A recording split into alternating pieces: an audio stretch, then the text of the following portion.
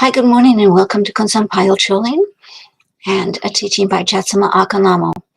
This teaching was given back in 1996. It's part 2 of the teaching that we showed last Sunday. It's part 2 of Awaken from Non-Recognition. So I hope you enjoy it, and with no further ado.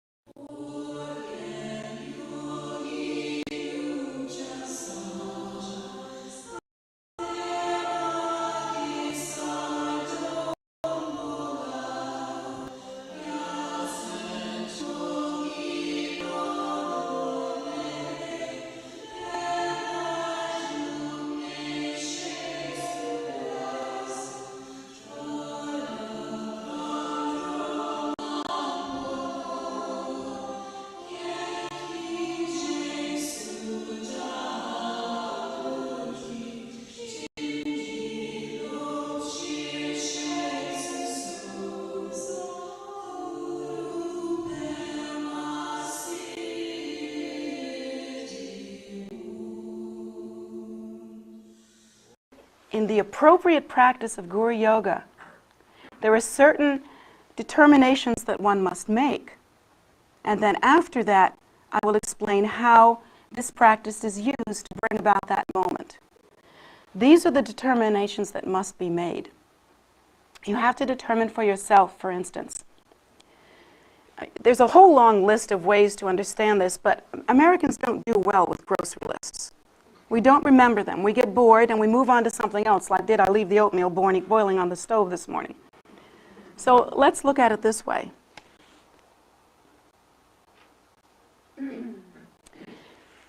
Our experience with this person who is becoming our teacher, when we first meet with our teacher and grapple with the idea of practicing Guru Yoga, is not about some sort of emotional display of dropping to your knees and never having a normal thought in your head again.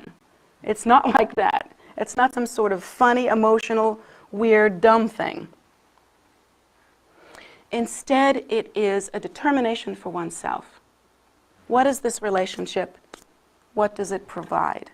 As opposed to what other relationships in my life actually provide. You look at the other relationships in your life and you can determine pretty easily.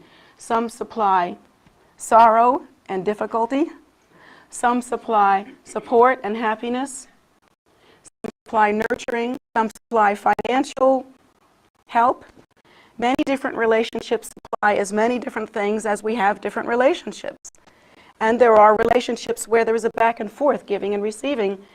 But everything that is given or received, even affection, even human caring, arises from the world, arises from samsara. Oh, you think to yourself, well, love? I don't know about love. Love doesn't. Well, the kind of love you're talking about in ordinary human relationships absolutely arises from samsara. Even the best part, because a lot of it has to do with history. A lot of it has to do with karmic fitting together. We don't even understand how animal-like we are. A lot of it has to do with pheromones.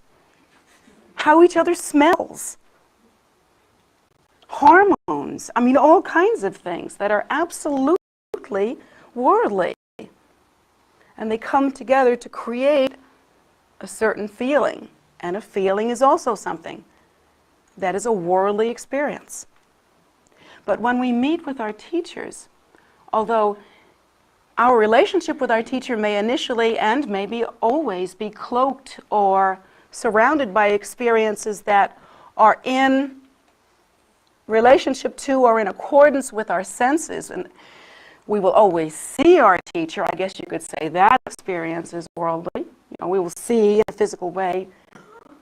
We will have emotional experiences concerning our teacher. Lord knows you guys are into that. We will have reactions, we will have experiences. Our teacher may hand us something, that's physical. So absolutely we'll have physical elements. It's not going to be not relating to the five senses. We are sentient beings in samsara with five senses, but there's something different going on, isn't there? Isn't there something different going on here? The teacher provides for you a way to connect with our ultimate teacher, the Buddha. The teacher provides for you a way to connect with the Buddha, with Guru Rinpoche. In fact, with the entire lineage of lamas, all the Buddhas and Bodhisattvas. We are enabled through the relationship with our teacher to study through empowerment, wind or transmission or lung and commentary teaching that ripen and direct on familiar with the Buddha. Outwardly, that seems to be the physical manifestation, the Buddha, as we have heard about the Buddha in history. And inwardly, it is a gradual familiarity with our own nature that is Buddha. Our own nature. The teacher provides for us the path, the method. Not the method to go from one side of the room to the other, not the method to make, I don't know, lasagna, not the method to brew a cup of tea, not anything ordinary that you can learn in the world, but the method that is Dharma practice and the necessary understanding and deepening that goes with it. This method that is Dharma practice is not ordinary because it arises from the mind of the Buddha.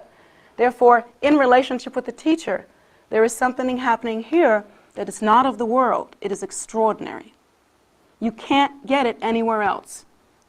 And particularly in relationship to one's own root guru, there is a particular food that occurs, a nourishment that occurs, the recognition that this teacher speaks my language. This teacher enables my recognition. This teacher matures and ripens my mind so that I can hear, not just theoretically, I can hear. That's the particular relationship that happens between oneself and one's root guru. He, she speaks to me.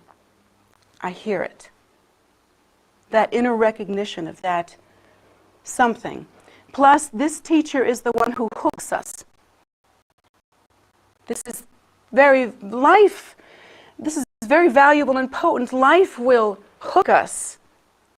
Anything will hook us. Alcohol will hook us. Sex will hook us. Food will hook us. TV will hook us. Star Trek will hook us.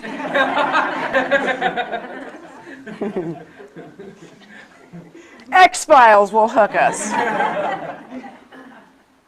Christmas will hook us. Love will hook us. Lots of stuff will hook us. But these are all things that can be found in the world. When the teacher hooks us, it is what is coming into play there is recognition of the nature as Buddha. The appearance of the path. This hook is about things that are not ordinary, things that are not of this world. And the result that the teacher offers, desires for you, tries to communicate to you as being important. What is the result? What result is that? That you'll be a good cook, that you'll be pretty, that you'll be healthy, that you'll be, I don't know, fit, that you'll be rich, that you'll be a good artist, that you'll learn how to use the computer. I wish all those things for you. I hope the bluebird of happiness nests in your armpit, never to leave again. I mean, really, the teacher wants you to have every temporary happiness, but that isn't what's happening here. What is happening here?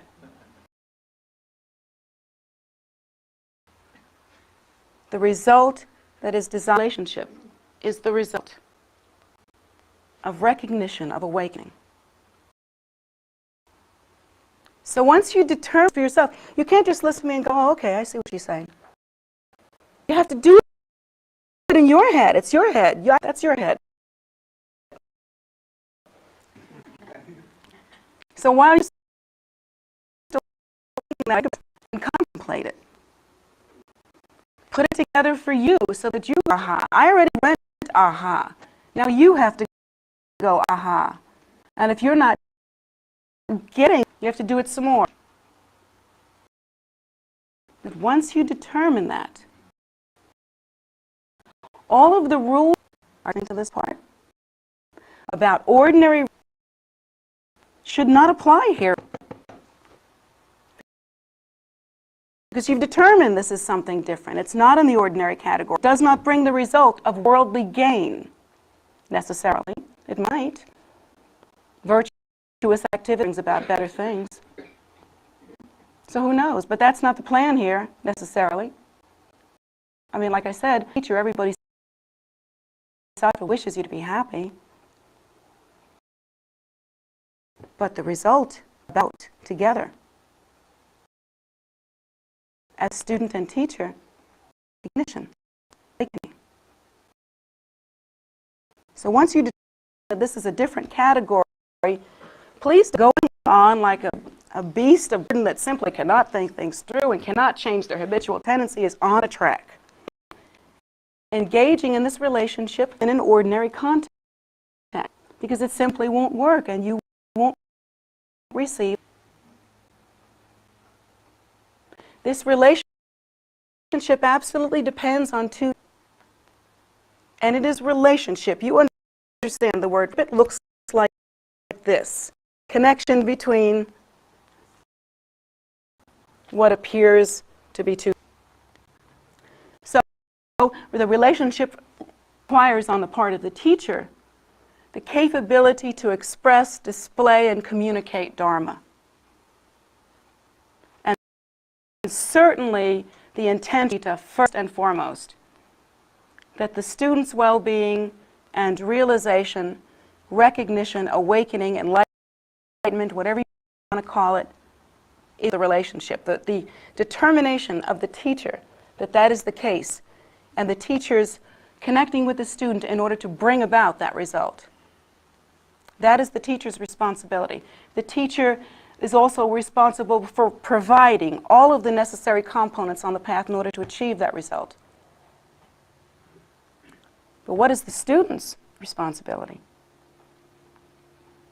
The student's responsibility is to not treat this relationship, once you have determined that not arise from ordinary, does not result in ordinary and ordinary, that is to say, of the world. Do not treat it as an ordinary thing. That would be as inappropriate as what a child does. You ever seen children make collages? They take a piece of construction paper and they glue pretty sparkly things on that piece of paper, and they make something pretty and then they give it to mom or, you know, whatever. They just make play pretties. And that's their artistic endeavor because they can paste and glue. You don't think students do that with their teacher. They take, the equivalent would be like taking the Hope diamond or the most precious jewel, exquisitely precious, immeasurable in worldly terms, in terms of money, putting some Elmer's glue on it and sticking it on a piece of paper right next to all the fuzzy things and play pretties and sparklies and what have yous, colored macaronis and all the things that kids make collages out of, and saying, because I can paste and glue, because I can, I'm 6 years old now and I can do this. And that would be the equivalent of because you can, because you're 6 years old, because you can think, because you're smart, because you're human, because you're American. Taking that precious jewel and pasting it on that piece of paper and just throwing it around with the other stuff. Can you see what I'm here? This precious thing should not be dealt with in that way. It's absurd, and you cringe when you think of a diamond that's worth so much money that it could feed all the homeless in our entire country for at least a period of time. Just to be used as a play pretty? Just pasted on construction paper with everything else? Colored macaronis and stuff? It's exactly the equivalent of practicing Guru Yoga in the way that we practice it.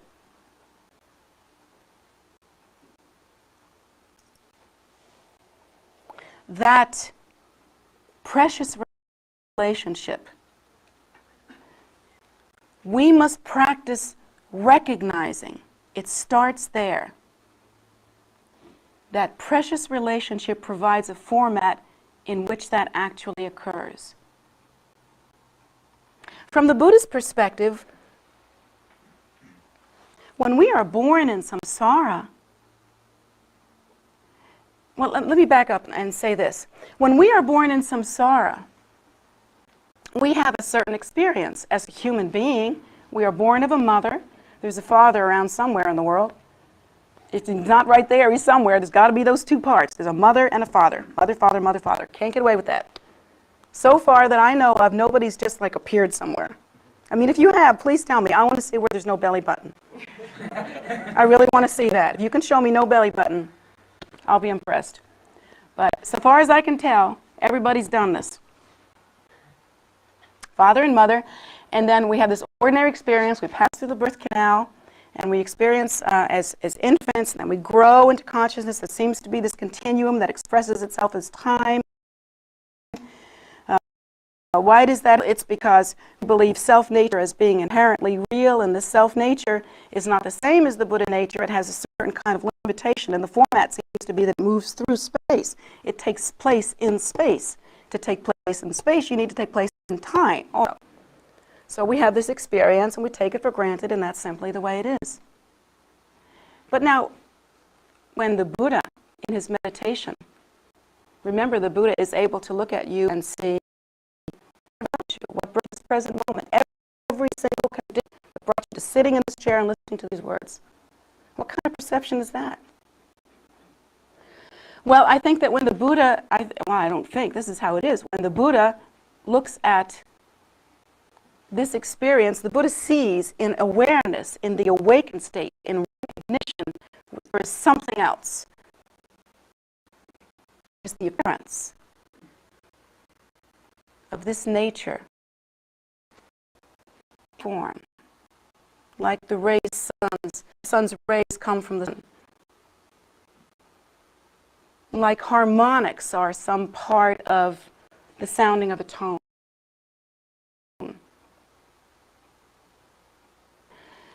The Buddha understands this nature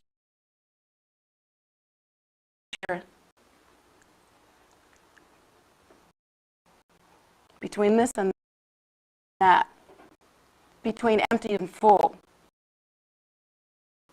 and cold, solid and non-solid. The Buddha recognizes that face, that nature, that ground, simply emanate. Now,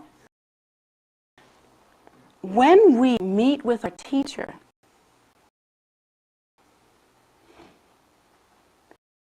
there is ship there, and this is how we have to understand the power of Guru Yoga. That it's about two non-recognizing beings with preconceived ideas and a certain of delusions running through those delusions habitually, which is what we did. Get born, birth canal, little bit. That happens like that. That isn't what's happening in that relationship. The teacher, hopefully, if you've chosen your teacher right, is the bodhisattva with enough wisdom, enough accomplishment so that there is recognition. This teacher knows what's what. This teacher knows. This teacher recognizes this nature. See, and the relationship is based on that. Occasionally the teacher will interest students ordinary, but it's always about bringing the relationship full circle. Occurs. That is the basis of the relationship. Ordinary. It's not fuzzies. It's not about comfy cozy. It's not about feel good. It's not about do we both like to. Do we have the same color skin? Do we both have the same basic look to us? It's not about any of that. It's about the appearance and the recognition of that appearance. Now the student has an opportunity, after having determined that this is not ordinary, and that we should not use ordinary rules in order to see, in order to recognize, in order to be with this extraordinary thing. Now the student has an incredible opportunity, and that is to begin to practice to enter into a state of recognition, utilizing the Guru Yoga, utilizing the teacher. Why should we utilize the teacher rather than sit down and do Om and just meditate and see if we can kind of recognize our natural state? Well, because it's not likely to happen that way, that's why. We are ordinary sentient beings lost in samsara. We have been conceptualizing self-nature since time out of mind. We have unbelievably strong habitual tendencies. Like you think addiction is strong, you know, as it appears in the world now with drugs and alcohol. It's nothing compared to the level of addiction to habitual tendency that we have in our clinging to ego as being inherently real. It doesn't even come close. You alcoholics think you are so smart. But I have to tell you, anybody in this room has got you beat 1,000,000 times over.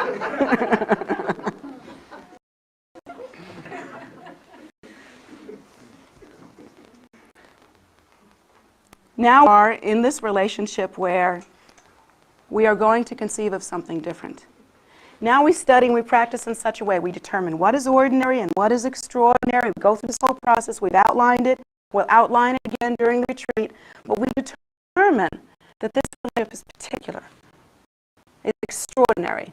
It arises from the Buddha nature. It results in the Buddha nature. In the middle is the path or the method. This is given to us. This is extraordinary. And so this being the case, we begin to understand that if it arises from the Buddha nature, and it is the Buddha nature, and that is our nature, that when we see the teacher, we have at last seen our own face. It is the beginning. It is that precious moment when that face that is our nature arises in some way that we can recognize. It's the beginning of recognition. Now it seems external. Seems like teachers out there. It is the student's responsibility to practice in such a way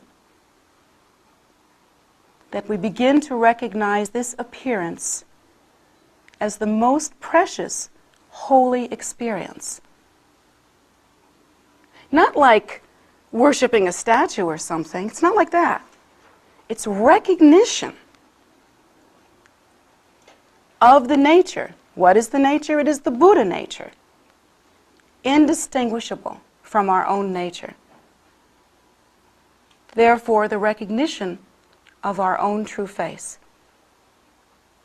Gradually, over time, as when we first meet the teacher, there are practices and beautiful writings, and I myself have actually even written things about this and spoken things about this, but many teachers have. It's not my particular talent. But we talk about when you see your teacher for the first time, and even for the first time that day, in our hearts, without pride, with surrender, with beauty, with gentleness, with regard, without rigidity, without ideas, without taking that jewel and putting it on that collage, on that piece of paper. We behold the teacher and we say, this is my heart, my mind, my breath, all that is precious and holy to me, all that is beautiful in this world. And we place the teacher in our practice above the crown of our head. Are we stupid people worshiping something else? Are we kind of limp or weird? Are we maybe not American anymore? Try to understand. This is not about a personality cult. This is not about putting one being or body or personality above any other. It's not like that. This is about recognition. And the same pride, confused, preconceived idea that causes us to say, well, I just don't know. I mean, this person is just an ordinary person, and maybe I should just think about it. Just like be friendly and try to do some practice and some reading. That kind of holding oneself back from recognition is the same exact holding oneself back from recognition that is occurring right now to you and causes you to remain suffering in samsara. If you insist upon putting the teacher in the ordinary category, you insist upon putting the nature in an ordinary category. It's the same problem, the same habit, the same dis-ease. Guru Yoga then must be seen not as an end, but as a means to an end. You see? I mean, quite frankly, speaking for myself, and I'm sure most other teachers, we could care less. I've described this many times before. I just hate the whole prostration thing. It takes me forever to get through a room. I mean, everybody's prostrating. I'm trying to jump over it. Like if I have to go to the bathroom or something, it's really intense. I have to put on a blonde wig or something first so you won't recognize me. It's very inconvenient. I'm making jokes about something that's very profound. I mean, if one practices in a profound way, these prostrations are an opportunity, really, and that's why I allow them. That's why I allow them to be practiced here in the same way that they are practiced generally in our tradition. Otherwise I wouldn't, because I hate them. They bother me. But I allow them because it is an opportunity to make an offering and to move immediately, body, speech, and mind, into a posture of recognition. You are speaking the vows, I take refuge in the Lhama, take refuge in the Buddha, take refuge in the Dharma, take refuge in the Sangha. You are engaging in contact with your body. You are engaging in intention with your mind. With body, speech, and mind, you are connecting to recognition. And that's why I allow it.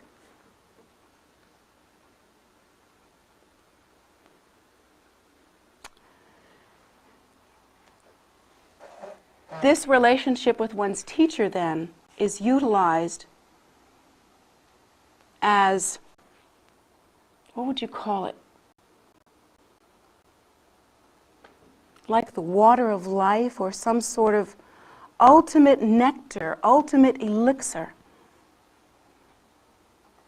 ultimate empowerment that provides a way for us to begin to recognize that, in fact, that nature does appear in the world. That which is holy arises in the world. And I am that. Each one of us, we practice like that. I am that.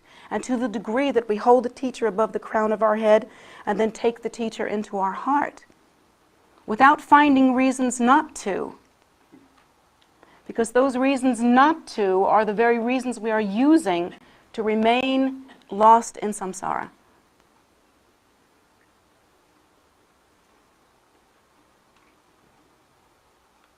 Yes, we know you're clever enough to find reasons not to. We already know that by virtue of the fact that you are sitting here with your rump on your chair. We know that you can find reasons not to recognize the nature. So, okay, if you need to be clever the way Americans need to be clever in this day and age, you're already clever. Very good. Now let's move on, shall we? Let's see if you can learn recognition.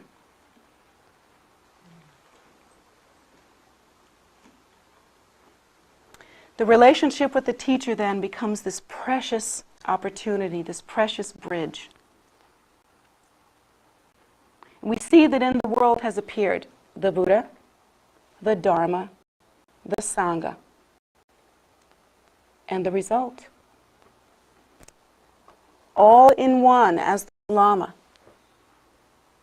And we see that this is not separate from us. So in the beginning, we begin practicing by contemplating the difference between what is ordinary, what is extraordinary. We begin to move into relationship with the teacher.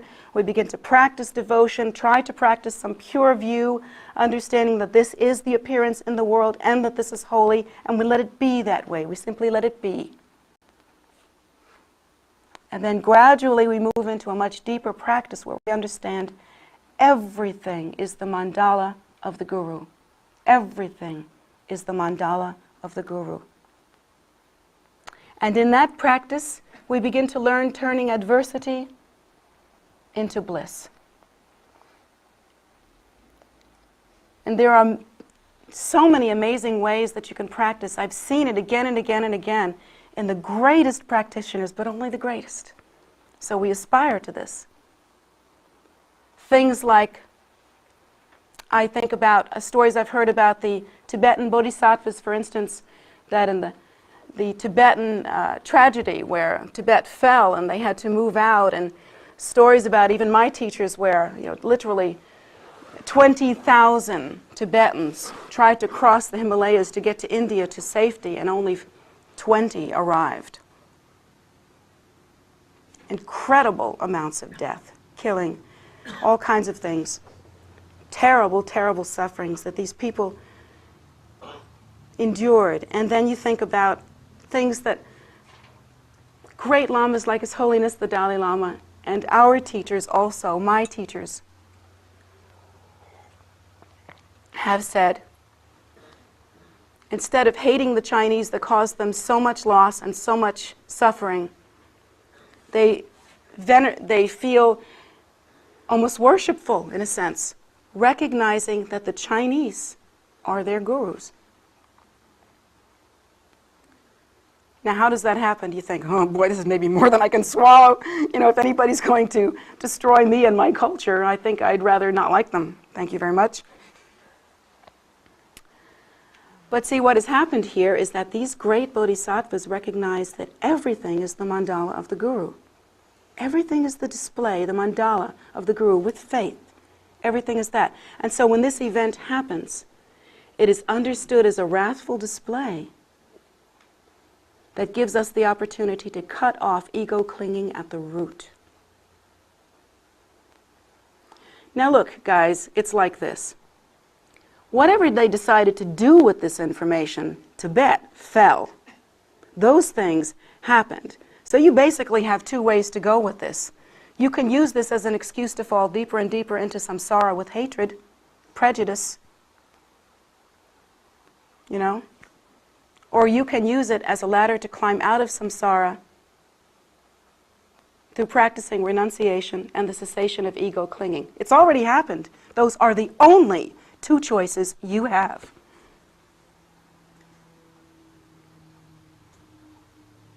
And if we were to break a leg now, if we were a good enough practitioner, we'd say, this is truly the display of the mandala of the Guru. This is the Guru's blessing. Because now I can't hop around the way I normally do. I have to sit my butt down and pray. You can use that opportunity. Or you can sit that same butt down in front of the TV and watch soap operas all day long and wail and gnash your teeth about it.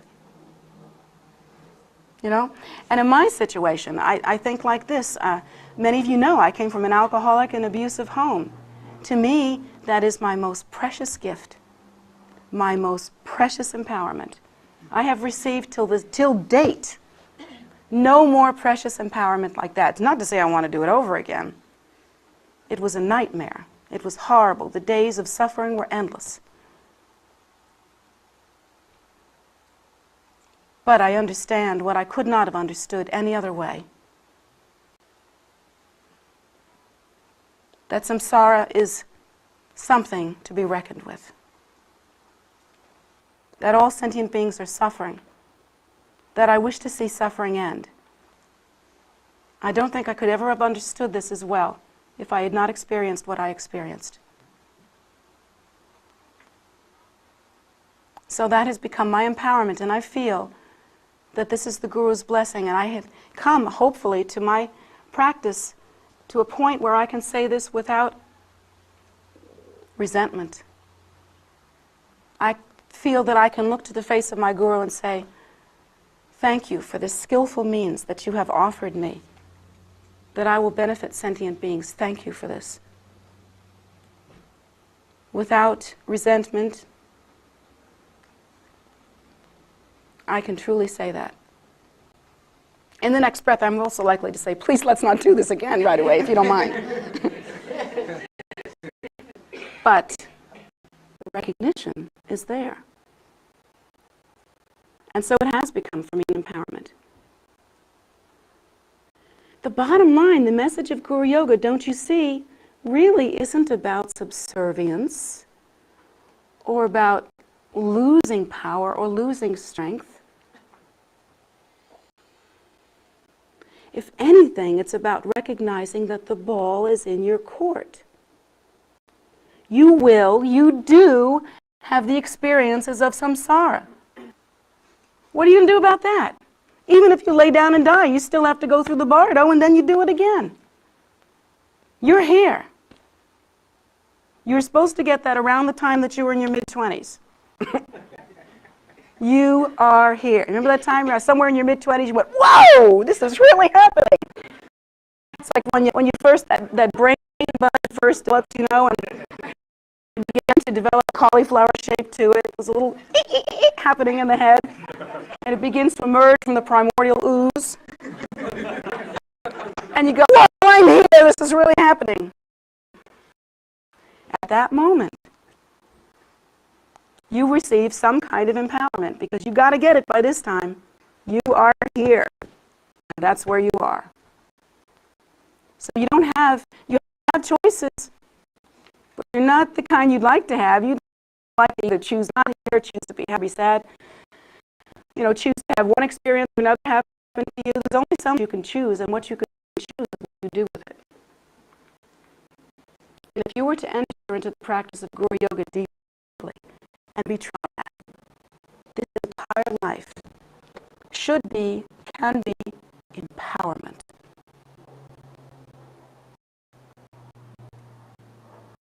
All of the mourning and moping and gnashing our teeth that we do, these are precious things. And we can transform them into... Oftentimes in consultation, students will come to me and they'll say, well, I have this particular problem. A particular problem. So unique, my particular problem. You wish. And I have this particular problem, and it makes me unusual, and it makes me unfit, and I just have this thing, and so my mind is stuck on this. I have this particular problem. And so let's make a big deal about that so that we can talk about that together, and then we don't have this. We can just have a particular problem. Well, my answer to that is, well, great, wonderful. Because if you have that particular problem, when you solve that, you're going to have that particular strength. That's what you're going to have. This is gold, this is gravy, this is... So we take this problem, we transform adversity into bliss. And the bliss occurs when we move into a state of recognition. We understand that we are not victims anymore. We understand that this kind of dualistic thinking is unreasonable and unwarranted and pointless. And we begin to understand, I am here, I am that. And the capacity to display this nature as something holy is also a gem, a jewel I possess. We learn this within the context of Guru Yoga,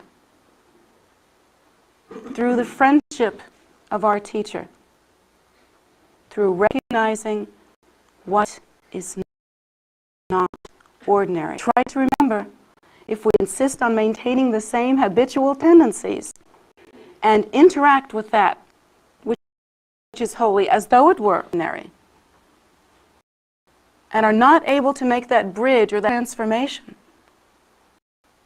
It's like taking a precious in the world, in all worlds, that could buy you anything that you want, really a wish-fulfilling jewel, and making, a 6-year-old would make, a play pretty out of it, a collage, part of the picture in your head.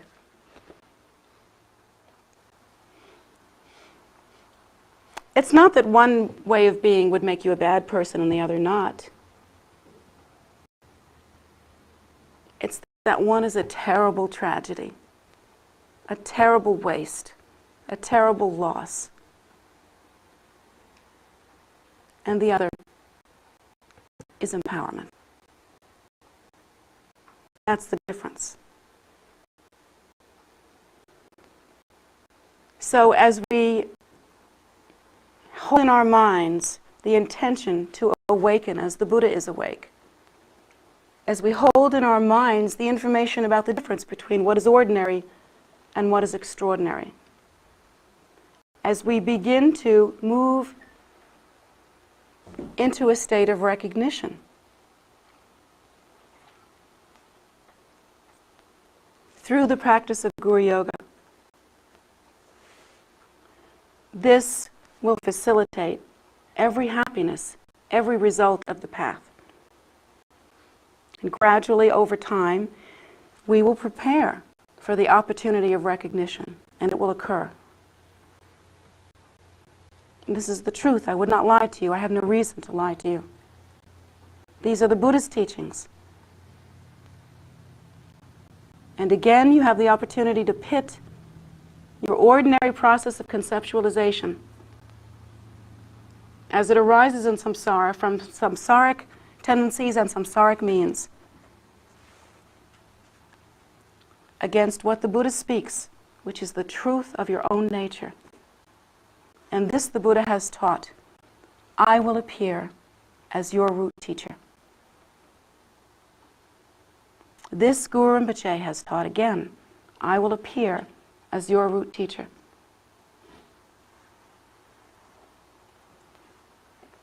And perhaps this will give you some beginning understanding as to how to move toward the practice of Guru Yoga.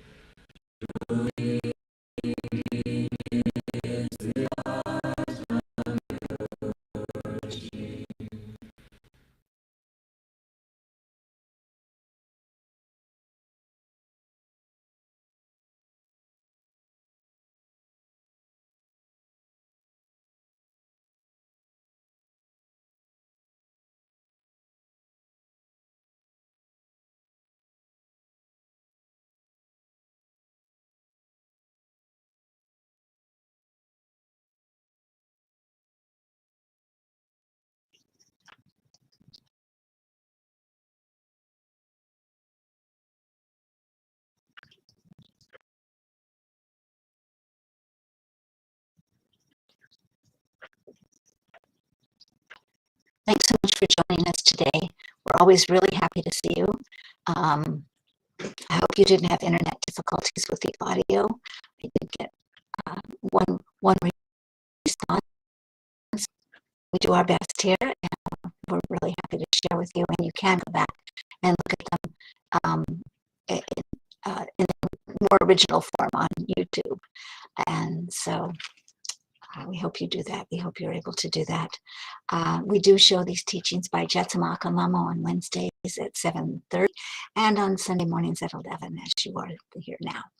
And in addition, on YouTube, we have meditation in the mornings on Sundays and Saturdays.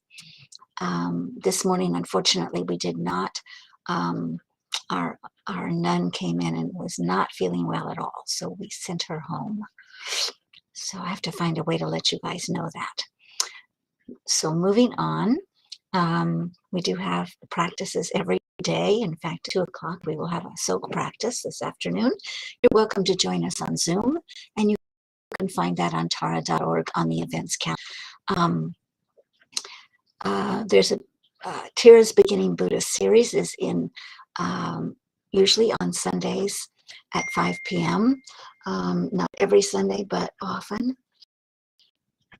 And she currently on break until end. I'm not sure when. End of guessing, but we'll let you know as soon as we know she's coming back on the air live. But meanwhile, there's plenty of her teachings that you can go back and watch. Again, there's many of them I've seen twice because they were that good. So you can see those also on YouTube. Missing Buddha we do on Facebook every evening at 7 p.m. It's a practice you can bring your dedications, your prayer dedications to, and we encourage that. Actually, it's all in English. It's very short. It's only about 15 minutes. And it gives you an opportunity to let other people know and get that prayer energy going to directions you want it to go. So that can be very, very helpful and very healing for the people who are offering the prayers as well. And goodness knows right now we all need some healing. So we are happy to offer you that. So we're outside is open dawn to dusk, and the inside is not open yet to the public, but getting there quickly. We are going to have a wonderful event tomorrow. I know it's Monday. If you're not at work and you want to come by in the morning and watch the filling of the throne part of the Guru Rinpoche statue. The statue's still on the porch. This is the throne. It'll get filled tomorrow morning, Lord willing, and it doesn't rain, in the morning from about 10 to noon approximately, maybe even 9 to noon. And after that, the welders will come and seal it and get it ready to be finished painting, and then the designs put on the painting and the statue put on the throne. And we hope all of that will not take more than a few weeks. So we're very excited. This has been a hard step to get to, and we hope to get across it by Tuesday. So Monday morning, come and join us. It's Guru Rinpoche Day, so it's a wonderful day to come to the temple. Anyway, come and see us when you can. The outside is always waiting for you, and we welcome you always, and hope to welcome you freely inside as soon as we can. Much love, stay safe, and we'll see you on Wednesday night. Take care.